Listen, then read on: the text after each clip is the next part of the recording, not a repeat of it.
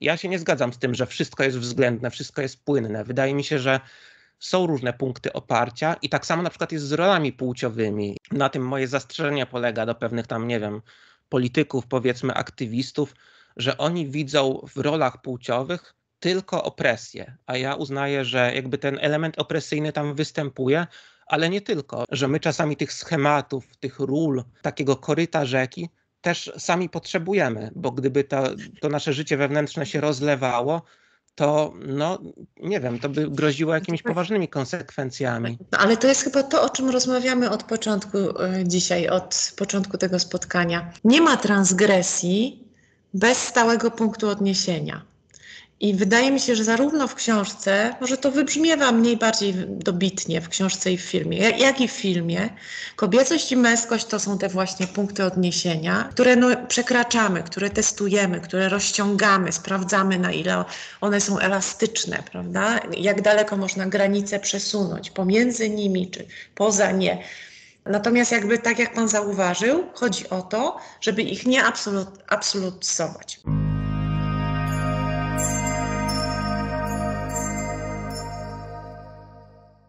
Dzień dobry, ja nazywam się Jakub Walicki i nagrywam te rozmowy na temat filmów i filozofii, przemyślane kadry. Jest dzisiaj ze mną pani doktor Agnieszka Bandura. Dzień dobry jeszcze raz. Dzień dobry. Pani doktor filozofii, wykładowca w Zakładzie Estetyki Instytutu Filozofii Uniwersytetu Wrocławskiego, Akademii Sztuk Pięknych we Wrocławiu. I my się znamy z czasów studiów moich we Wrocławiu, więc się cieszę, że właśnie przez taki kontakt osobisty się udało teraz dotrzeć do siebie i tą rozmowę nagrać. Patrzyłem na pani notki biograficzne, zastanawiałem się, co powiedzieć i pani miała napisane, znaczy w jednej z tych informacji było napisane, że interesuje się pani sztuką i percepcją zmysłową.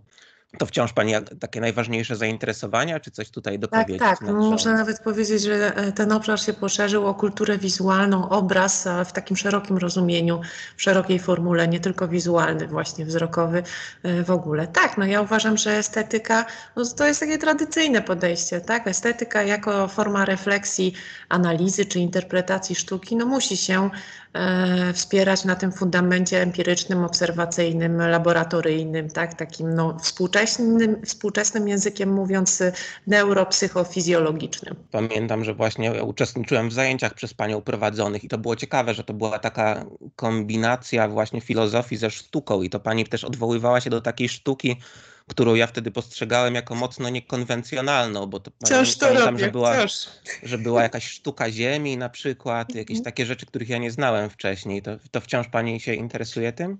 Generalnie awangarda, tak, i też można powiedzieć, że no, idę z duchem czasu i w ostatnich latach to jest w ogóle sztuka XXI wieku. Ja na Akademii Sztuk Pięknych pracuję i w szkole doktorskiej, ale moja pierwsza placówka, pierwsze miejsce pracy to jest Katedra Sztuki Mediów, więc sztuka nowych mediów. No, sztuka środowiskowa, bioart, sztuka ekologiczna, tak?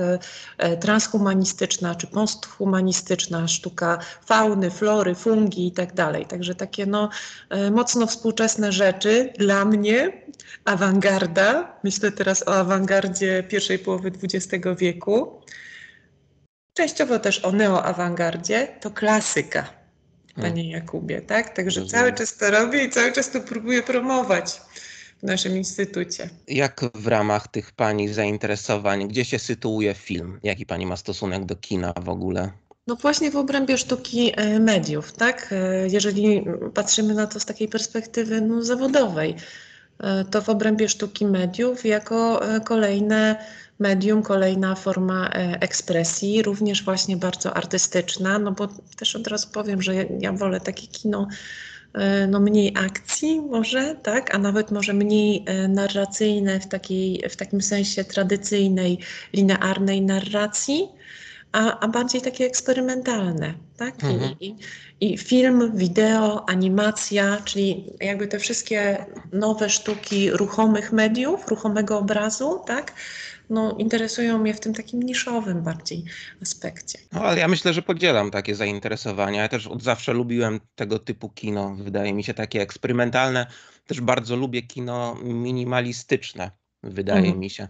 Ale też powiem pani, bo ostatnio sobie o tym myślałem i to może być zaskakujące być może dla jakichś niektórych odbiorców, słuchaczy, bo ja niby się tym kinem interesuję, sporo czasu poświęcam na oglądanie filmów, ale myślałem sobie o tym, że to wynika w dużym stopniu z tego, że oglądanie filmów jest dla mnie jakby wygodniejsze i bardziej przystępne niż robienie innych rzeczy. To znaczy ja sobie myślę, że bardzo ważne jest to, żeby mieć kontakt z kulturą i jakby mi na tym zawsze zależało, żeby mieć kontakt z kulturą i wiedziałem, że to mnie może rozwijać.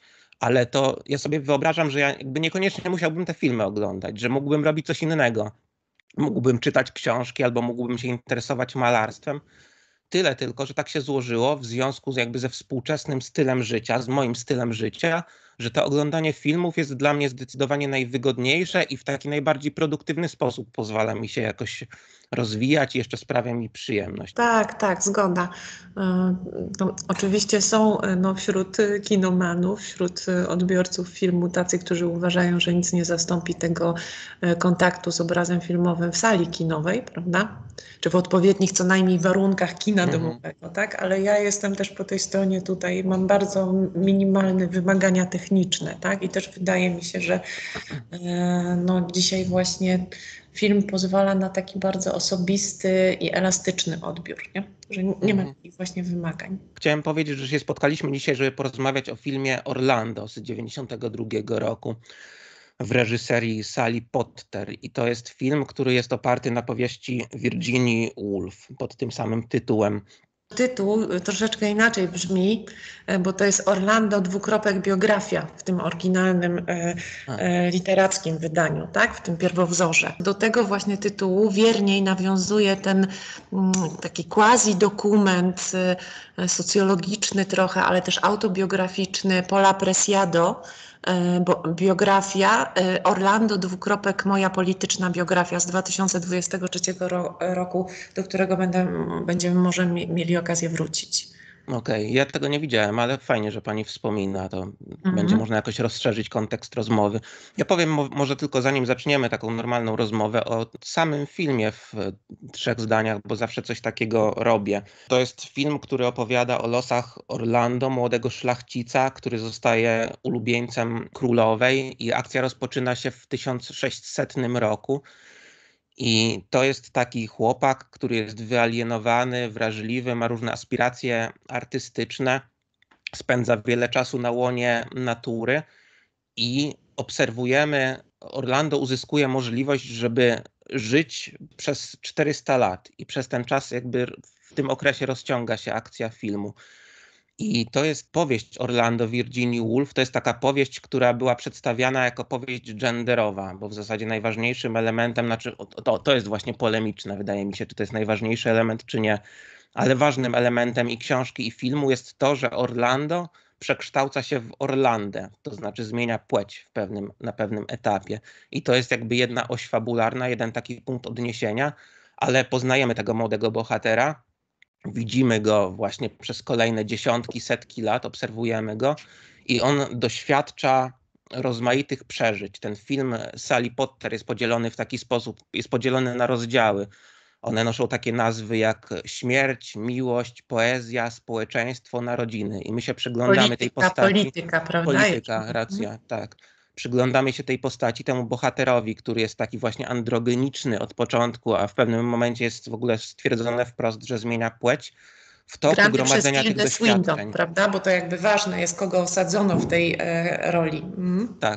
Tak, Tilda Swinton, która właśnie jakby to panią będę pytać jeszcze o zdanie. Moim zdaniem idealnie pasuje i w ogóle trudno sobie wyobrazić kogoś innego, kto mógłby zagrać tą rolę, więc to chyba taki pod nią w ogóle napisany film. W każdym razie, jeśli chodzi o fabułę, to nie wiem, jak pani myśli, coś należałoby podkreślić, to chyba jest najważniejsze właśnie ten bardzo długi okres, że to jest taka swoista historia inicjacyjna, gromadzenie doświadczeń i ta androgeniczność. Znaczy ja bym może wyszła bo wydaje mi się to dosyć ciekawe ze względu na jakby inwencję Sally Potter, reżyserki, ale też twórczyni scenariusza, współtwórczyni ścieżki dźwiękowej. Podkreśliłabym to na ile te momenty ważne, w których ta adaptacja filmowa odbiega od oryginału literackiego. Tak? Czyli tak, zacznę od tego, że tutaj Odbiór jest taki, że to jest mniej więcej 400 lat. W książce to jest dokładnie 428 lat, tak? Bo książka to jest właśnie jakby biografia literacka troszeczkę i Virginia Woolf, no i podobno jej partnerki, ówczesnej Wity Sackville West. I książka zostaje, ostatnie zdanie, kropka zostaje postawiona o północy w październiku 1928 roku i to jest też data ukazania się, tak, publikacji tej właśnie książki, czyli to 428 lat. Nie ma tego podziału na rozdziały, tak wyraźnego, widocznego jak w tym filmie właśnie, także to też jest inwencja Sally Potter. A trzecia rzecz, dużo wątków jest pozmienianych. Pan przed chwileczką powiedział o Tildzie Swinton, że ona ma przez ten swój taki bardzo specyficzny typ urody, tak? Androgeniczny, właśnie świetnie nadaje się do tej roli takiej męsko-damskiej głównego bohatera, głównej bohaterki, Lady albo Lorda Orlando. To nie jest odmieniane, tak, w filmie. Także Orlando jest też imieniem neutralnym, ale tam jest, zwłaszcza w książce, ale w filmie również, jest kilka jeszcze więcej postaci też androgenicznych. Jest właśnie ten lord, arcyksiąże, który przyjeżdża do Konstantynopola, a potem się pojawia w czasie tych rozmów takich literackich pomiędzy czytelnikami Spektatora w tym salonie literackim. Okay. I wtedy to jest, w książce to jest arcyksiężna w Konstantynopolu, która właśnie zakochuje się w Orlando, a później to jest ten arcyksiąże, który z kolei oświadcza się, tak, już Lady Orlando. Także i wiele innych postaci, które też nie mają dookreślonej tej tożsamości. Tak? Także na pewno jest to, wracając jakby do tego punktu wyjścia, na pewno jest to film o poszukiwaniu własnej tożsamości i oczywiście ten kontekst historyczny powstania tej książki, tak, jest bardzo ważny, te lata 20., schyłek lat 20., bo to jest moment, w którym zwłaszcza w Wielkiej Brytanii po nadaniu praw wyborczych kobietom też powstają te rozmaite ruchy emancypacyjne. Powoli zaczyna się ocieplać klimat taki światopoglądowo-polityczno-prawny, powoli, to są pierwsze jaskółki względem tych ruchów właśnie genderowych, tak? Chociaż oczywiście jeszcze sam termin wtedy nie funkcjonuje w obiegu, w dyskursie. I podobnie jest w latach 90., jak Sally Potter robi ten swój film, tak?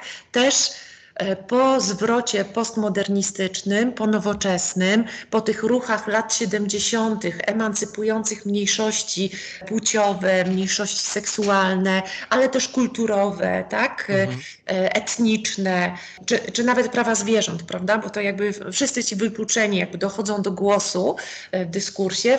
Sally Potter robi właśnie też w takim klimacie ten film. Także kontekst jest jak najbardziej ważny i to jest film według mnie o poszukiwaniu tożsamości, która nie jest niczym stałym między nami filozofami, tak? Nie jest tym kartezjańskim punktem dojścia, wykrystalizowaną wizją podmiotu, który wie, kim jest i już w nic nie zwątpi a propos siebie, tak? Tylko jest czymś zupełnie płynnym. Czymś, co się tworzy, mówiąc znowu językiem współczesnego, ponowoczesnego filozofa Wolfganga Welscha, w przejściach, tak? To jest podmiotowość, która tworzy się w przejściach, a w przypadku eksperymentów artystycznych, takich jak fotografia, performance dokamerowy czy film, właśnie, tak jak tutaj, Orlando, Sally Potter, czy wiele adaptacji teatralnych Orlando, Sally Potter, które jak grzyby po deszczu w latach 80., 90. i potem w XXI wieku się pojawiały i pojawiają cały czas. Sztuka, prawda, jest wystawiana. Także wszędzie tam chodzi o poszukiwanie właśnie tej prawdy o sobie, a sztuka jest takim obszarem, w którym można testować różne wersje siebie. Tak? Zestawiać je ze sobą, porównywać, wygrywać je przeciw sobie. No, parę wątków pani poruszyła tutaj. Właśnie myślałem, że będzie okazja może, żeby o tych aspektach feministycznych porozmawiać, bo ja też teraz, jak sobie czytałem jakieś tam informacje na temat Virginia Woolf, to też zajrzałem do Własnego pokoju. do takiego eseju, gdzie się takie wątki pojawiają wprost. I myślałem sobie o tym, że trochę tak jest, że w Orlando to jakby są sfabularyzowane te rzeczy, o których pisze też Virginia Woolf we Własnym pokoju, właśnie na temat emancypacji kobiet. Ale to też ciekawe, co pani mówi o poszukiwaniu własnej tożsamości, że o tym Orlando opowiada, bo ja przyznam szczerze, że ja w ogóle tą książkę czytałem tam jakiś dłuższy czas temu, kilka lat temu. Filmu nie widziałem, to dopiero jak pani mi dała znać, że o nim możemy porozmawiać, to go obejrzałem, ale tą książkę miałem zapisaną w pamięci jako książkę, która opowiada o zmianie płci. Książkę genderową rzeczywiście.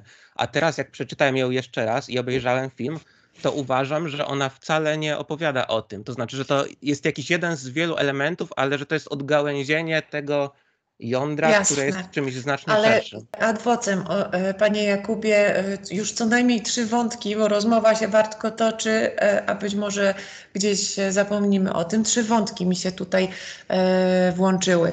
Po pierwsze, na pewno ten kontekst biograficzny, autobiograficzny jest ważny i dla powstania powieści, i dla powstania filmu, tak? I tak samo jest w przypadku tego dokumentu Paula Di Preciado, tak? Także ten kontekst biograficzny w każdej adaptacji i w oryginale Orlando jako powieści jest bardzo istotny. To jest, tak jak mówię, powieść, film, dokument, który jest próbą odnalezienia też jakiejś prawdy o sobie. Nie? O sobie samym. To jest jakby jedna rzecz. Druga rzecz to nie jest tylko i wyłącznie film, tak ja to odbieram, z perspektywy na pewno dzisiejszej, to nie, jako dojrzała osoba, to nie jest tylko i wyłącznie film o kobiecości, tak? Czyli te wątki feministyczne, które faktycznie bardzo często też na fali takiej autobiograficznej interpretacji twórczości Woolf były podkreślane. To nie jest tylko o tym, to jest film o tym, w jaki sposób to, kim jestem, jest określane przez zewnętrzne konwenanse, mody, zwyczaje, prawo, moralność, światopogląd i tak dalej. I w tym filmie, tak jak ja go odbieram, a w powieści jeszcze bardziej, figura męskości absolutnej i kobiecości absolutnej są równie opresyjne. Tak? I to jakby, może nawet w książce to lepiej wybrzmiewa, tak? Że ona po zmianie płci, na początku to jakby przyjmuje z męskiej na kobiecą jako wybawienie, tak? Że wreszcie jest kobietą, no jakby zdaje sobie sprawę z tego, że ta kobiecość to też jest pewien system nakazów, zakazów, gorsetów, tak? Moralnych, światopoglądowych i to jest równie niewygodne, ten konstrukt społeczny, kobiecość, tak? Jak wcześniej i opresyjne, jak wcześniej męskość. Także to jest według mnie o tym też, tak? O wszelkich tych formach właśnie niewolenia nas samych przez coś z zewnątrz, przez różnego rodzaju normy, establishment szeroko pojęty. To jest ta druga rzecz, no a trzecia, no to już właściwie teraz wspomniałam, ten trzeci wątek. To jest książka, która no jest o poszukiwaniu siebie i dlatego ona, te 2 wątki właściwie w trzecim się łączą i dlatego ona, i książka, i film będzie inaczej odbierana przez nas samych, tak? Czytelników, widzów, zależnie od tego, na jakim etapie, tak? Wracamy. Najpierw oglądamy pierwszy raz, a potem wracamy do tej powieści czy do tej książki. I ostatnie słowo, ostatnie zdanie. Mój odbiór, ja pierwszy raz zetknęłam się najpierw z filmem, a potem dopiero z powieścią z Virginia Woolf, najpierw z filmem, będąc, no powiedzmy, 20-latką. Tak? Czyli dojrzałą nastolatką, czy gdzieś pomiędzy będąc. I wtedy, panie Jakubie, to był dla mnie film o miłości i o sztuce. Tak to odebrałam. W ogóle nie odkodowałam tych wątków kobiecość, męskość, gender, transpłciowość, tak? W ogóle.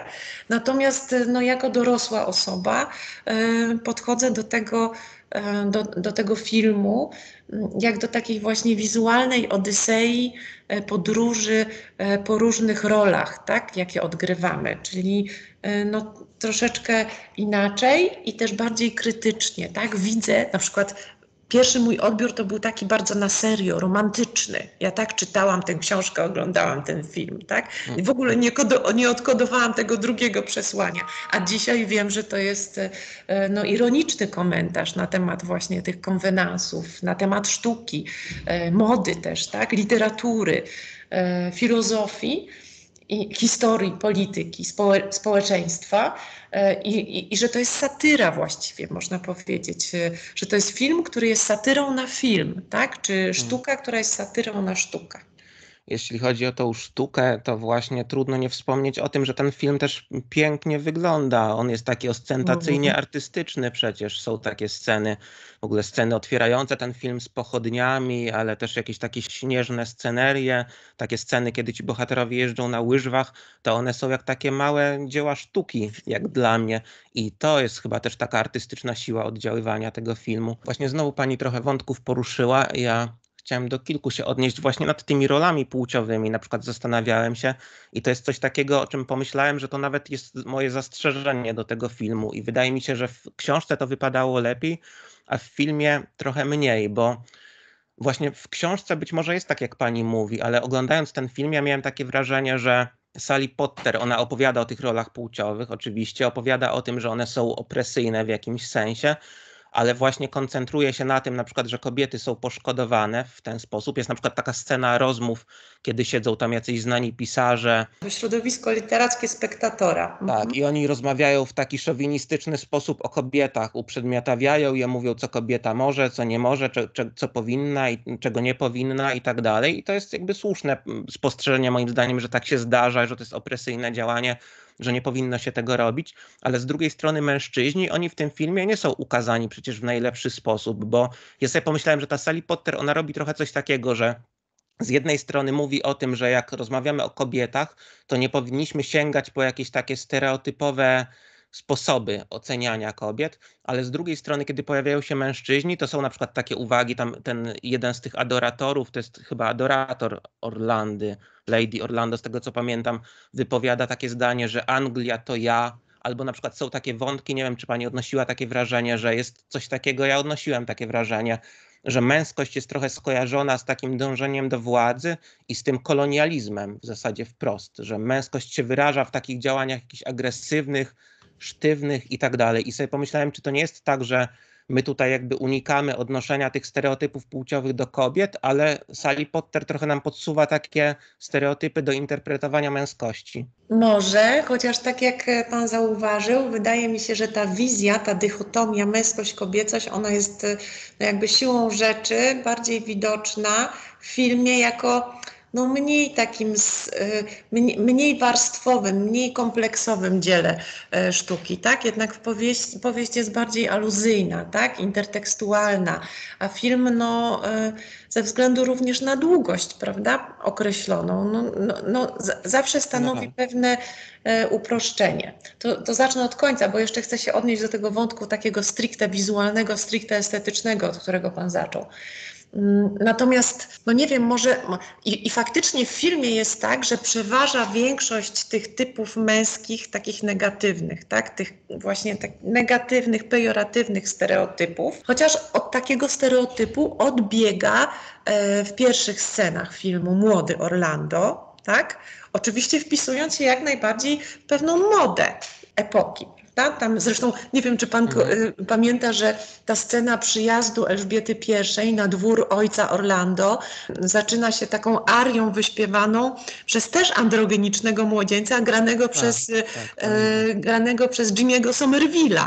Wtedy debiutującego w Bronski Beat, prawda? On też był ikoną tego ruchu genderowego, nie? Czy transseksualnego w sztuce, w muzyce, nie? Popularnej. Zresztą i on się pojawia jako anioł na końcu. W filmie tych scen w ogóle nie ma w książce. Mówię o tej ostatniej scenie.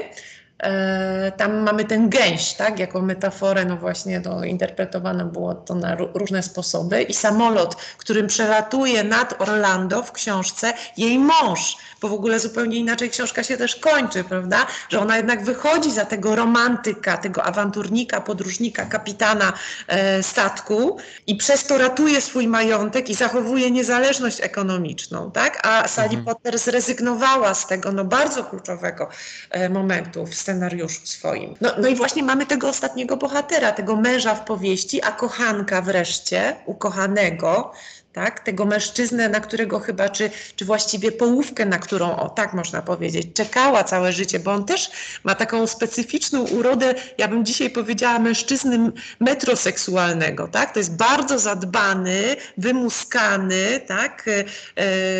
Kosmetycznie dopielęgnowany mężczyzna, prawda?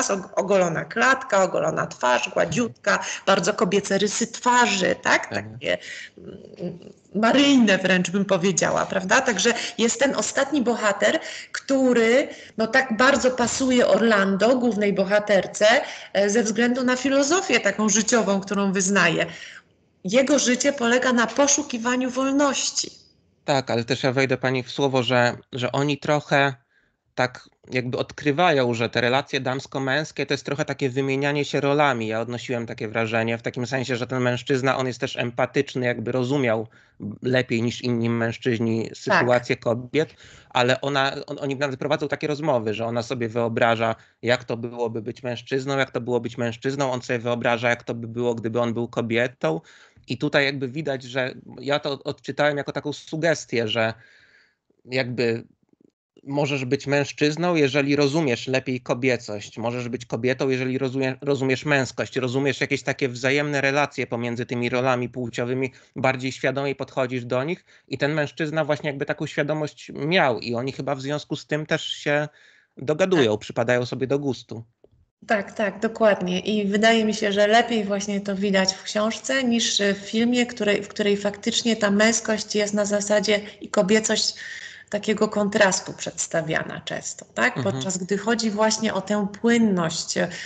Nie wiem, wydaje mi się o takie bardzo współczesne, ponowoczesne założenie filozoficzne, które jest obecne w powieści Virginia Woolf, że kobiecość i męskość to dwa bieguny, tak? A jakby nasze role i nasze tożsamości krystalizują się czy rozgrywają gdzieś pomiędzy.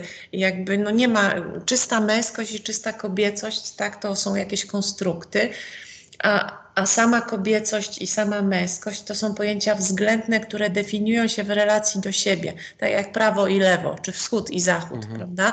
Nie absolutnie ważne, tylko no takie, które są niemożliwe do pomyślenia, zdefiniowania bez swojego bieguna. Prawda?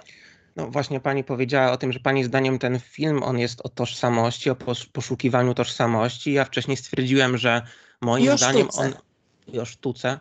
Ja stwierdziłem, że on nie jest o gender, nie jest o tej zmianie płci, bo jakby według mnie ten film, teraz jak go oglądałem jeszcze raz, książkę sobie przypominałem, on opowiada przede wszystkim o takiej płynności rzeczywistości, ale w ogóle właśnie, to znaczy wydaje mi się, że ta płynność płci to jest tylko jeden z wielu elementów, ale że z Orlando jest tak, że to jest taki bohater, który doświadcza tego w toku zbierania pewnych doświadczeń, że wszystko jest płynne, że w ogóle ludzkie doświadczenie ma taki charakter, że przecieka przez palce. I wydaje mi się, że to jest też taki bohater, który ma potrzebę, tak jak i wydaje mi się, że Virginia Woolf jakby konstatuje, że to jest jakaś uniwersalna ludzka potrzeba, taka potrzeba substancjalizowania pewnych rzeczy, poszukiwania stabilności. Więc ja to sobie wyobrażam w taki sposób, że to jest człowiek, który ma potrzebę, żeby chwytać te doświadczenia w dłonie, w tym chwycić samego siebie w jakichś rolach płciowych, bo to też jest jakieś takie uprzedmiotowienie samego siebie, wejście w taką sztywną rolę płciową, a Virginia Woolf zwraca uwagę na to, że ten człowiek, on zawsze się rozlewa, zawsze jest taki płynny, zawsze jest czymś więcej niż mu się wydaje. I ja właśnie w ten sposób sobie myślałem, że to z jednej strony jest taka jakaś heraklitejska w ogóle płynność rzeczywistości, a z drugiej strony te wciąż nieudające się próby chwycenia tego wszystkiego w dłonie i jakby usztywnienia i takiego substancjalizowania. Dokładnie. To ja oprócz tego Heraklita to odniosłabym się do zupełnie takiego współczesnego wątku, do Bergsona, tak? Jego kategorii trwania.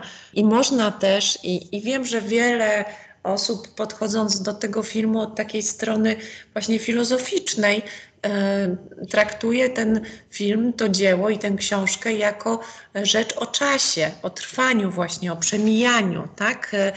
O procesualności, właśnie substancjalność kontra procesualność. No, to akurat nie jest bliska mi taka osobista interpretacja, ale ja oczywiście te wątki też widzę, te elementy dostrzegam. Teraz nie wiem, musiałabym jeszcze raz prześledzić film i nie wiem, czy to słowo pada w scenariuszu, jest wypowiedziane w filmie, to zdanie, ale w książce, teraz parafrazuję, w książce jest taki fragment, w którym Orlando mówi, że czas jest czymś dziwnym dla ludzkiego umysłu, tak? Że czymś innym jest czas jako porządek obserwowanej przez nas zewnętrznej wobec nas obiektywnej rzeczywistości i tamten czas to jest taka rama, którą takiej konsekwencji linearnej, następstwo, skutek, następstwo, prawda? Przyczyna, skutek. Możemy sobie to nałożyć, uporządkować doświadczenie, ale jak przychodzi do ludzkiego umysłu, to się okazuje, że ludzki umysł zupełnie wymyka się temu linearnemu czasowi i że ludzki umysł określa trwanie, czyli właśnie to bergsonowskie durée czy duration, prawda? Czyli ludzki umysł jest w stanie równocześnie być w różnych momentach, tak? I płynnie przechodzić, prawda? Pomiędzy przeszłością. Nie ma czegoś takiego w ogóle jak oddzielona teraźniejszość, przeszłość i przyszłość. W ludzkim umyśle ludzka świadomość jest w stanie przekraczać te granice pomiędzy tymi obszarami, czy łączyć je, tak? Swobodnie przeskakiwać, nielinearnie, tak? Pomiędzy nimi. Także oczywiście jest to też jak najbardziej taka rzecz, dzieło o trwaniu, o czasie postrzeganym przez ludzką świadomość, tak? Tak jak on jest postrzegany przez ludzką świadomość. A propos tego, co pani mówi teraz, to ja sobie myślałem o tym, jest taki tekst o zasadzie sprzeczności u Arystotelesa, to chyba Jan Łukasiewicz napisał, tak? Nie wiem, czy pani pamięta. Ja nie jestem pewny w tej chwili, ale tam ten autor pisze właśnie o zasadzie sprzeczności i się zastanawia, czy zasada sprzeczności obowiązuje na gruncie psychologicznym. I Virginia Woolf odpowiada, że właśnie gdzie indziej może obowiązuje, ale na gruncie psychologicznym nie do końca. I z tym bohaterem jest właśnie tak, że on, tutaj mamy bardzo wiele sprzeczności i względności, prawda? I jakby według mnie to przeczytanie tej powieści Orlando też pomaga to wszystko zrozumieć, bo ta twórczość Virginii Woolf, to są takie powieści z mojego punktu widzenia bardzo impresyjne, takie, że właśnie tam wszystko jest płynne, ten opis jest płynny i on ma opisywać, on ma ujmować to ludzkie doświadczenie w takim wymiarze subiektywnym właśnie. Tak. I wydaje mi się, że film też to pokazuje, że jakby życie takie zewnętrzne, uporządkowane, jakieś role płciowe, jakieś tam bycie ambasadorem to swoją drogą, ale jeśli się skupiamy na subiektywnych doświadczeniach człowieka, to tam jest mnóstwo właśnie takiej względności, płynności, to jest zadziwiające. Ja na przykład też, jak w ogóle interpretować to, że ten bohater żyje przez te ponad 400 lat. Ja to interpretowałem w taki sposób, że to w pewnym sensie ukazuje ludzkie doświadczenie, uniwersalne ludzkie doświadczenie, właśnie w takim wymiarze subiektywnym, bo właśnie nasza percepcja czasu faktycznie jest zakrzywiona, wydaje mi się. Ja sobie tak myślę sobie tak czasami, rozmawialiśmy zanim włączyłem nagrywanie o jakichś naszych przeszłych doświadczeniach, o tych wymianach studenckich i w ogóle, że ja tak wspominam jakieś etapy swojego dawnego życia, jakby to były w ogóle już inne biografie w pewnym sensie, że to jakoś tak w ramach anamnezy sobie przypominam jakieś wydarzenia, które miały miejsce 100 lat temu. Nieraz mam takie wrażenie i właśnie i Virginia Woolf i Sally Potter, one coś takiego chyba konstatują tutaj, że właśnie ta subiektywność, ludzki świat subiektywnego wewnętrznego życia to jest taki surrealizm wręcz. Dokładnie. To teraz taka metafora przyszła mi do głowy, bo mówiliśmy o Bergsonie, te lata 20, 30, potem Heisenberg, tak? To są też takie odkrycia na temat czasu, prawda? I taki relatywizm, który w naukach przyrodniczych zaobserwowany, ścisły, który się przekłada bezpośrednio na humanistykę i musi mieć oddźwięk jakiś w sztuce, w literaturze. To taki czas jest taką tkaniną, jest takim obrazem, tak? Tkaniną właśnie, tapiserią, która wydaje nam się względnie uporządkowana, jak patrzymy na nią z boku, ale jak próbujemy sobie coś przypomnieć i przyszpilić jakiś obraz i wspomnienie i ciągniemy za tę tkaninę, prawda, odwołując się do konkretnego jakiegoś obrazu zdarzenia z przeszłości, to, że ciągniemy za to cały jakby ten obraz, prawda, tego, co nam się wydarzyło, się zmienia. tak? I w podobny a dlaczego o tym mówię, o tym przyszpilaniu? Bo taki moment, taki kontrapunkt, który Sally Potter w filmie zastosowała, który dla mnie, nie wiem, czy pan też to tak odbiera, który dla mnie jest wyjątkowo udanym efektem, minimalnym, ale bardzo duże wrażenie na mnie robi podczas oglądania tego filmu. To jest ten moment, w którym Orlando jakby odwraca się właśnie od tej tkaniny, od tego, co tam, od tych ról, polityki, społeczności, sztuki, kobiet, mężczyzn, których kocha, którzy go porzucają. Odwraca się od tego i zwraca się, patrzy prosto w kamerę, patrzy na nas. To jest taki moment, w którym się łączy to, co było, czyli ta tapiseria, z tym, co jest ze mną, tak? Z teraźniejszością. Ten moment właśnie przyszpilenia nas przez to spojrzenie, bo tam jest kilka takich, prawda, momentów. Drugi to, kiedy on wchodzi na przykład do sypialni Elżbiety I, tak? Będąc już faworytem. Ale potem jest więcej tych momentów, tak? Kiedy on się pojawia w mojej teraźniejszości. Ale jak mówi pani teraz o tych wspomnieniach i o tym właśnie pociąganiu takiej nitki, to skojarzyła mi się jedna rzecz, bo a propos transseksualności właśnie, czyli jednego z głównych motywów w tym filmie. Nie wiem, czy pani kojarzy taki kanał na YouTubie, który nazywa się Philosophy Tube i czy pani wie w ogóle o sprawie z tym kanałem związanej. No, to jest taki kanał anglojęzyczny, który ja w ogóle oglądałem go w czasie studiów, pamiętam, we Wrocławiu, czyli już jakiś dłuższy czas temu i prowadził go chłopak. Nie pamiętam, jak on miał na imię. I zapomniałem o tym kanale, tam są różne wykłady na temat filozofii, takie klasyczne, wprowadzające jakiś Kartezjusz, Hegel i tak dalej. Zapomniałem o tym kanale i jakoś chyba w zeszłym roku go włączyłem i zobaczyłem, że prowadzi go dziewczyna. I nie wiedziałem, o co chodzi, w ogóle ona wygląda inaczej. Pomyślałem, że może to jest kto inny, ale zacząłem śledzić tą historię i się okazało, że to jest osoba, która zmieniła płeć. I ona się teraz nazywa Abigail Thorne. I na tym kanale Philosophy Tube jest taki materiał, on chyba nosi tytuł Identity, tam A Coming Out Story, coś takiego. I właśnie ta Abigail opowiada o tym, jak zmieniała płeć, jak wyglądał ten proces. I to jest bardzo ciekawy materiał, naprawdę. Ja polecam go obejrzeć. I ona opowiada coś takiego właśnie o tych swoich doświadczeniach z przeszłości. Opowiada o tym, że John Locke wprowadził to kryterium pamięci, jeśli chodzi o ludzką tożsamość, że pamiętanie swojego dawnego życia ma decydujące znaczenie dla tożsamości i opowiada, że z nią było w taki sposób, że ona ma wszystkie swoje stare doświadczenia, ale zmieniając płeć musiała je jakby zreinterpretować, że to kto inny uczestniczył w tych wydarzeniach. I sobie pomyślałem, że to jest niezwykle ciekawe, że to wspomnienie, ale to też coś takiego, co nam podsuwa Virginia Woolf, że właśnie ta pamięć, ona jest ściśle spleciona z interpretacjami, że my nawet właśnie jak poszukujemy tożsamości, to też nie wspieramy się bezpośrednio na pamięci, tak jak chciałby John Locke, tylko zawsze na jakichś interpretacjach i to jeszcze jest tak, że możemy mieć jakieś dawne doświadczenie, ale ono wciąż jest jakby otwarte na przyszłość, ono wciąż się może zmienić, bo zmienia się w toku różnych interpretacji. Totalna zgoda i tego kanału nie znam, natomiast po raz kolejny do głowy mi tutaj przychodzi ten dokument Paula Di Preciado, który też przeszedł właśnie taki proces zmiany płci, a sam film właśnie Orlando, moja polityczna biografia, to jest taka relacja z życia właśnie, z życia i z tego procesu przemiany 21 osób wybranych przez niego w takim jakby castingu, i w tym jego też samego, transseksualnych, niebinarnych. Także myślę, że to też jakby uzupełnienie, tak, tego wątku YouTube'owego.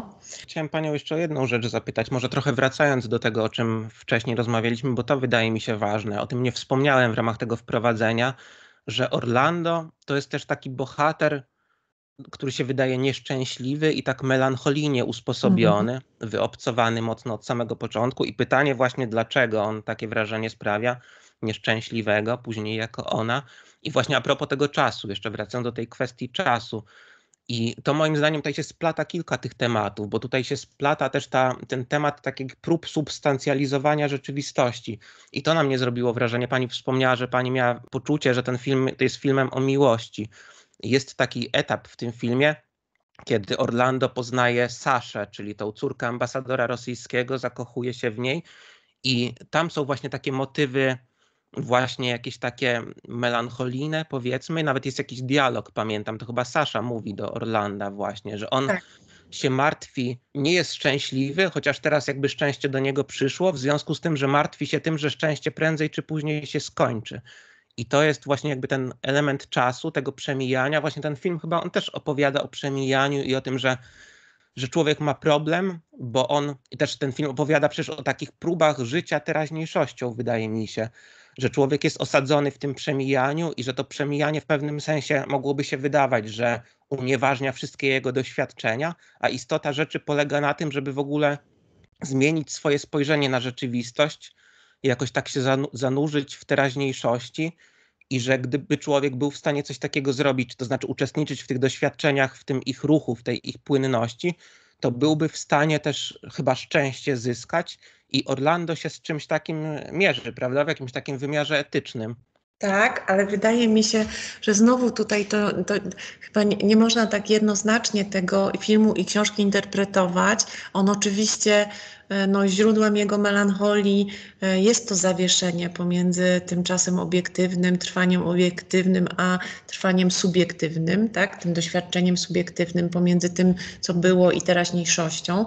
Ale jest też ten drugi wątek. No i można powiedzieć, że to, że on jest wiecznie młody i piękny, tak, to jest jakby takie błogosławieństwo i on jest nieśmiertelny w jakimś sensie, no bo książka i film się kończą, ale to nie znaczy, że kończy się życie bohatera i on znowu nie zapadnie w jakąś śpiączkę i nie będzie trwał forever, prawda? To jakby tego nie wiemy. Natomiast chciałam na jedną rzecz zwrócić uwagę, że Elżbieta I rzuca klątwę wiecznej młodości na Orlando. Nie błogosławieństwo, to jest jakby przekleństwo też, tak?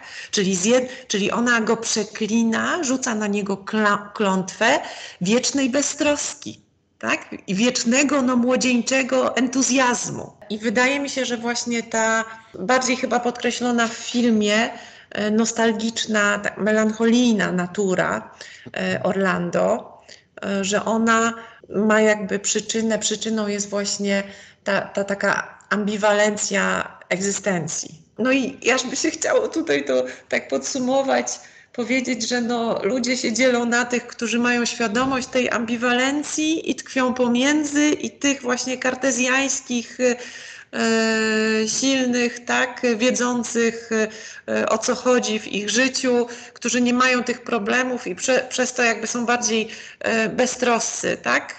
No ale tak oczywiście nie jest, bo to by była kolejna dychotomia, która tworzy dwa konstrukty.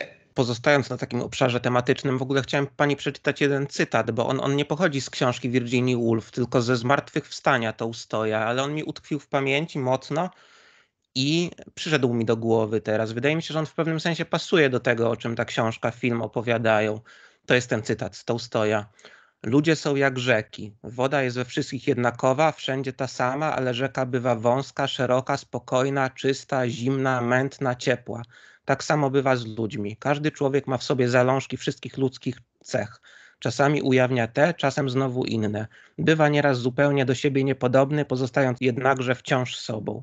To ciekawe, że nie spodziewalibyśmy się po Tolstoju akurat czegoś takiego, a to mógłby być ten cytat też wyjęty przez Virginia Woolf w pewnym sensie, nie uważa pani? Że właśnie Dokładnie. wydaje mi się, że ta metafora tej rzeki i tych brzegów, ona dobrze pasuje tutaj i ona też jakby już koresponduje z tym, o czym rozmawialiśmy, że ten film, tak jak pani powiedziała, on opowiada o tym, że człowiek jest płynny, że on jest jakby w tym swoim życiu wewnętrznym, ale nie tylko, jak taka rzeka, która by się chciała rozlewać na zewnątrz i rozlewałaby się być może, ale właśnie to ludzkie życie jest uporządkowane w taki sposób, że jest uprzedmiotawiane i to są takie koryta rzeki właśnie, jakieś różne kanały, żłobi się takie kanały i potem to ludzkie życie, no nawet właśnie ludzkie życie psychiczne też ono przepływa takimi kanałami, prawda? Ale w ogóle tutaj też chyba polityka jest trochę postrzegana w taki sposób, że polityka taka w taki nieco egzystencjalny, tożsamościowy powiedzmy, że to jest takie w ludzkim życiu pojmowanym społecznie, żłobienie takich kanałów, którymi potem człowiek ma płynąć. Jego uczucia, myśli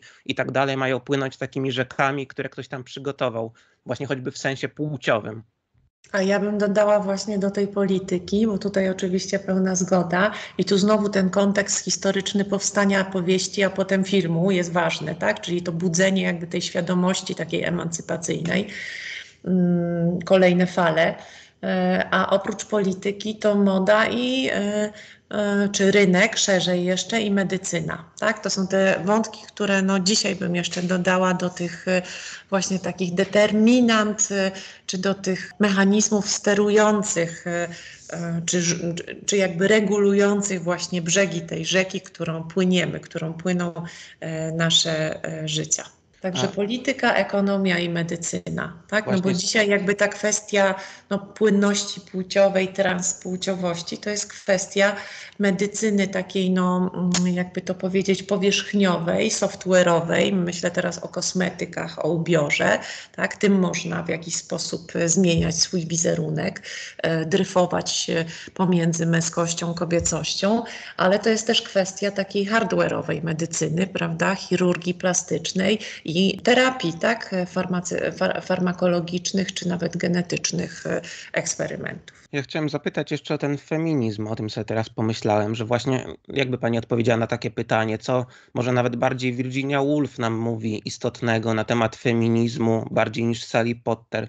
I ja sobie myślałem o tym, dla mnie to jest o tyle interesujące, że wydaje mi się, że to znowu się splata z taką, no ja to odbieram w taki sposób, że u Virginii Woolf jest taka krytyka myślenia metafizycznego w pewnym sensie, że ona z tym mi się najbardziej kojarzy.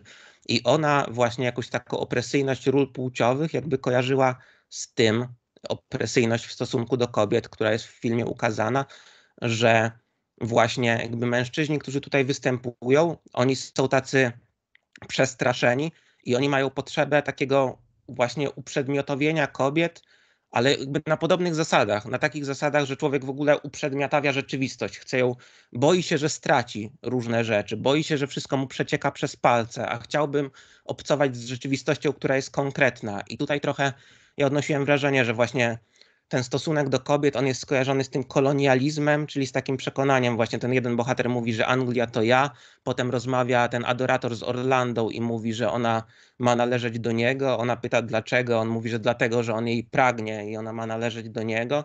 I to właśnie znów jakby taka próba chwycenia rzeczywistości w dłoń i tutaj przejawiają ją mężczyźni w stosunku do kobiet, którzy chcą właśnie rzeczywistość chwycić w dłoń i w ten sposób się do kobiet odnoszą. Takie miałem skojarzenia. Co pani o tym myśli? Tak, i to jak najbardziej tutaj między tym feminizmem i kolonializmem i krytyką właściwie, tak, feminizmu i krytyką, krytyką kolonializmu, a w feminizmie to jest ta krytyka male gaze, czyli właśnie tego właśnie typowo męskiego sposobu podchodzenia, obchodzenia się, spoglądania na kobiety jak na rzeczy. No tutaj jakby dla mnie te wątki, te analogie, związki właściwie, nie analogie. Bliski związek jest oczywisty. Natomiast czy ja mam generalnie zawsze bardzo duży problem, chociaż interesuję się i sztuką kobiecą kobiet, i estetyką tak zwaną feministyczną, nową krytyką sztuki. Mam problem z takim przykładaniem etykietek, tak? Feministka, artystce, literatce, estetyczce, filozofce. Tu jakby znowu wydaje mi się, że ten kontekst autobiografii życia Virginia Woolf jest bardzo ważny, a on był specyficzny, tak? Ona jakby w dwóch takich opresyjnych porządkach tkwiła, mimo że nie była jako artystka, członkini grupy Bloomsbury i jako żona, to było symetryczne bardzo małżeństwo, z tego co wiemy, nie była jakoś represjonowana, tak? To mimo tego była tak osobą, która chorowała na chorobę psychiczną, która ostatecznie doprowadziła ją do samobójstwa i osobą, która miotała się pomiędzy różnymi rolami płciowymi, tak, wdając się i trwając, tak, bo to nie były jakieś ulotne znajomości, tylko wieloletnie miłości, związki z mężczyznami i z kobietami, tak, z mężczyzną i z kobietą. Także nie robiłabym z Virginia Woolf feministki. Ja właśnie też sobie o tym teraz pomyślałem, bo jakby Virginia Woolf chyba można powiedzieć, że ona jest być może ona jest feministką, ale ona na pewno jest kimś więcej niż feministką. W tym sensie, że ten feminizm to jest jakiś odblask jej twórczości. Ale właśnie tak jak rozmawialiśmy, ja też czytałem książkę i odnosiłem takie wrażenie, że Virginia Woolf wie coś takiego, czego moim zdaniem wiele feministek nie wie. To znaczy, że te męskie role płciowe są niezwykle opresyjne, czasami moim zdaniem. I że to nie Muszę jest tak, tutaj, że... Panie Jakubie, od razu się włączyć, bo ta najnowsza fala feminizmu to świetnie zdaje sobie z tego sprawę Ja i jest wiem krytyczna właśnie. wobec tej pierwszej czy drugiej, tak, fali feminizmu. Ja Także wiem.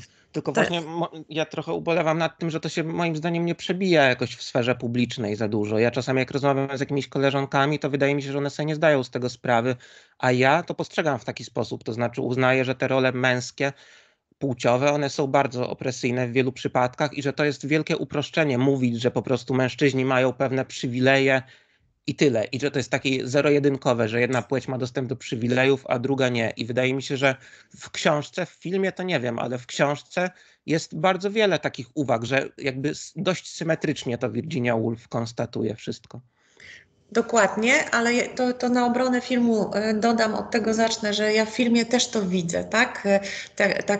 Taki obraz męskości i kobiecości jako klatki. Natomiast jeżeli chodzi o współczesną humanistykę oraz sztukę, współczesną filozofię, literaturę, film, to wydaje mi się, że w XXI wieku to coraz, historię też, tak, sztuki czy literatury, wydaje mi się, że w XXI wieku no to się staje pewną już oczywistością jednak. Może to zależy też od jakby środowiska, kręgów, w których się obracamy, tak, może ta jakby awangarda dochodzi do głosu, dociera, tak, do publiczności gdzieś indziej wcześniej, a gdzieś jeszcze tam jest w powijakach, ale wydaje mi się, że taki właśnie model myślenia, takie myślenie o słabej męskości, tak, i o męskości właśnie jako kliszy, jako stereotypie, który jest właśnie opresyjny, to powoli wchodzi, nie wdziera się jakoś rewolucyjnie, ale wchodzi do jakiegoś dyskursu i do refleksji i dla mnie to są zupełnie oczywiste rzeczy. No i co mogę powiedzieć, że to prawie 100 lat od wydania tej powieści i się okazuje, że no znowu literatura, sztuka, Virginia Woolf wyprzedziła, tak, zupełnie intuicyjnie na takim literackim poziomie, poetyckim poziomie, no te humanistyczne, filozoficzne dzisiaj obserwacje, konstatacje, diagnozy, tak? Diagnozy też socjologiczne, bo nawet w Polsce mamy tę grupę, chyba FORPI to się nazywa, to studio, ta grupa taka badań socjologicznych, statystycznych i oni chyba w 2019 roku zrobili po raz pierwszy, a to jest kontynuowany projekt, takie badanie na temat właśnie nowych wzorców słabej męskości, między innymi słabej męskości, bo w Polsce, tak, wśród właśnie mężczyzn, tam chyba przedział wieku, ja teraz z pamięci to przywołuję, to było chyba 30-60 jakoś tak, czy 20 parę lat do 60. Mężczyzn w takich grupach wiekowych badano i wyróżniono nowe właśnie wzorce męskości, które no, są w kontrze z tym takim klasycznym, tradycyjnym, tak, ideałem czy wizją mężczyzny jako właśnie tego, który posiada, tego, który zdobywa, tak, tego, który rywalizuje, tak, tego, który musi wygrać. Jest kilka takich wątków, które chciałem na koniec poruszyć, w ogóle trochę w kontrze, myślę sobie, do tego filmu, bo ja ten film doceniam bardzo, no jakby na takich zasadach, książkę tak samo, na takich zasadach, że każda książka ma jakiś swój przedmiot. Virginia Woolf miała swój przedmiot zainteresowań, opisała go świetnie i to jest cenny punkt odniesienia, ale wydaje mi się, że byłby problem, gdyby ktoś jakoś uniwersalizował wnioski, które się w tej książce znajdują i w filmie tak samo, bo według mnie to się nie do końca nadaje do uniwersalizowania. W takim sensie, że na przykład Virginia Woolf pisze o tym, że ty nie jesteś taką jedną spójną osobą, że jakby masz wiele różnych osobowości, wiele różnych cech, że to wszystko jest płynne, ale ja uważam, że to jest z pewnego punktu widzenia słuszne, ale nie do końca, bo nie wszystko jest płynne i jest tak, że my mamy też wiele argumentów na rzecz tego, że jesteśmy dość spójną osobą i są jakieś takie niezmienniki w ludzkim życiu. Ja sobie myślałem o tym, bo pewnie pani pamięta, że ja się interesuję hermeneutyką przez cały czas i też interesuję się Odo Markwardem i u Odo Markwarda się pojawia takie rozróżnienie na hermeneutykę pluralizującą i hermeneutykę syngularyzującą. I ta pluralizująca właśnie szuka wielości sensu w czymś jednym, syngularyzująca szuka jakby jakiejś jedności w wielości.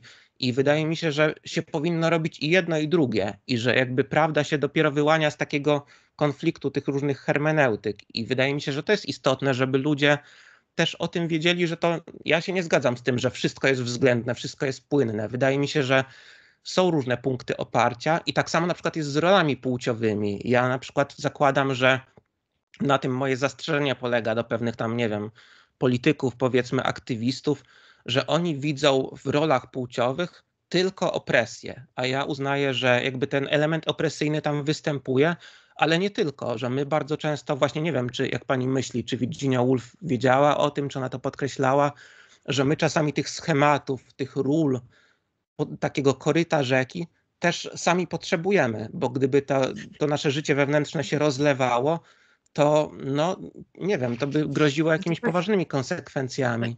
Panie Jakubie, nie wiem, co myślała, wiedziała Virginia Woolf. Nie wiem, kto się boi Virginia Woolf dzisiaj, tak, z tym przesłaniem. Natomiast, no, ale to jest chyba to, o czym rozmawiamy od początku dzisiaj, od początku tego spotkania. Nie ma transgresji bez stałego punktu odniesienia. I wydaje mi się, że zarówno w książce, może to wybrzmiewa mniej bardziej dobitnie w książce i w filmie, jak i w filmie, kobiecość i męskość to są te właśnie punkty odniesienia, jakby, które przekraczamy, które testujemy, które rozciągamy, sprawdzamy, na ile one są elastyczne, prawda? Jak daleko można granice przesunąć pomiędzy nimi czy poza nie. Natomiast jakby tak jak pan zauważył, chodzi o to, żeby ich nie absolutyzować, prawda? W tym sensie no to jest chyba bardzo takie współczesne myślenie, to co Woolf nam zaproponowała, a Sally Potter też, jeszcze muszę tu się odnieść do tego wątku estetycznego, bo on jest bardzo ważny, to za momencik, a Sally Potter też pokazała, do niego się też odwołała. Myślę, że to jest taki bardzo współczesny, a nawet właśnie awangardowy w sensie antycypujący, pokazujący pewne kierunki, w które powinniśmy pójść, drogi, którymi powinniśmy pójść, interpretując, myśląc, konstruując też, tak? Świadomie, nieświadomie męskość, kobiecość. Także jakby aktualność, w tym sensie teraźniejszość, tak, tej prozy i tego filmu.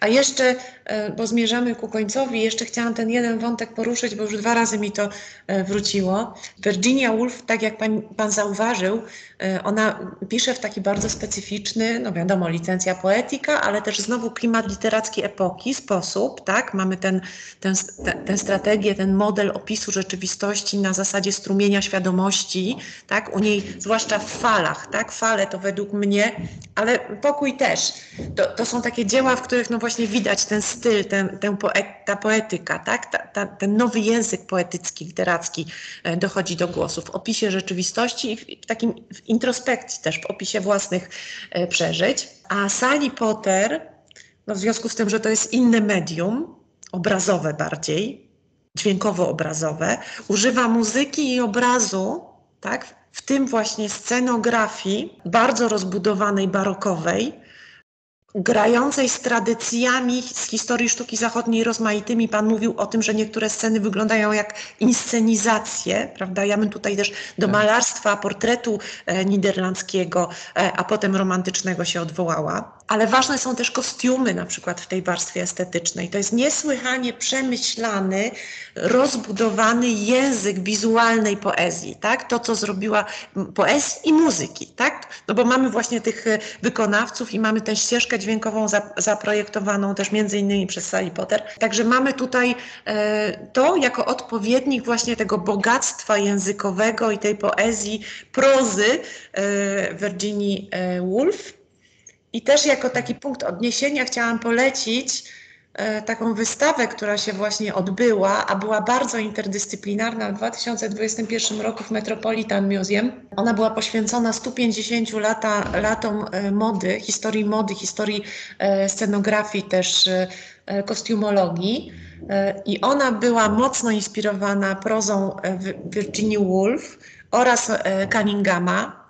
I wszystkie te postaci, które się pojawiają w różnych filmach Sally Potter oraz aktorzy, aktorki, większość z nich rozpoznawalnych, czy u Cunninghama, pojawia się właśnie w formie takich narratorów, opowiadaczy w tej wystawie. Świetna rzecz. Ona też jest o trwaniu, ta wystawa, o tym, że są pewne motywy, które wracają w różnych punktach czasu, że czas nie jest konsekwentny, nie jest linią, tak, a jest raczej właśnie płaszczyzną, takim delezjańskim plateau. I ta wystawa jest też właśnie, koresponduje z sali Potter na tym poziomie wizualnym, bo jest przepięknie zaprojektowana, zakomponowana, a nosi tytuł About Time, tak?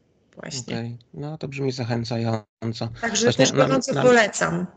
na mnie też robiły wrażenie takie metafory wizualne, powiedziałbym. I na przykład właśnie to dobrze koresponduje z tymi tematami, o których rozmawialiśmy. W filmie się pojawia taka scena, tam w ogóle jest dużo wody, lodu, nawet chyba jest taka scena z jakimiś krami lodu, jeżeli się nie mylę, ale jest taka scena, kiedy widać ludzi, którzy są zamarznięci w jakimś jeziorze. Widać tylko ich twarze. I sobie myślałem, że to jest właśnie taka istotna metafora wizualna właśnie, która ma znaczenie dla całości. W takim sensie właśnie takiego substancjalizowania rzeczywistości, że człowiek czasami chciałby widzieć pewne rzeczy jako rzeczy zamrożone, ale ten film nam komunikuje, pokazuje nam w taki sposób wizualny, że te lody się zawsze roztapiają. Jakby ostatecznie to wszystko się kończy na płynności, że to jest tylko, ta stałość jest tylko taka tymczasowa, że to jest jakiś taki miraż, prawda? Takie na chwilę usztywnienie rzeczywistości. To nie zwróciłam uwagi na to, bardziej mnie poruszył mnie ten taki okrutny wymiar tej sceny, tak, bo ci bogaci śmieją się, tak, z tych, którzy zamarzli po drugiej stronie, nie? To jakby na to bardziej zwróciłam uwagę, ale oczywiście też to pewnie tak ten obraz można zinterpretować. Chciałem jeszcze dwie rzeczy dopowiedzieć właśnie do tego, o czym zacząłem już mówić, że film mi się bardzo podobał, więc jakby mogę to zdradzić. Ale ja sobie myślę o tym, że ja w ogóle uznaję, że obecnie jest jakiś ogromny kryzys tożsamościowy w ramach jakby mojego pokolenia i tak dalej.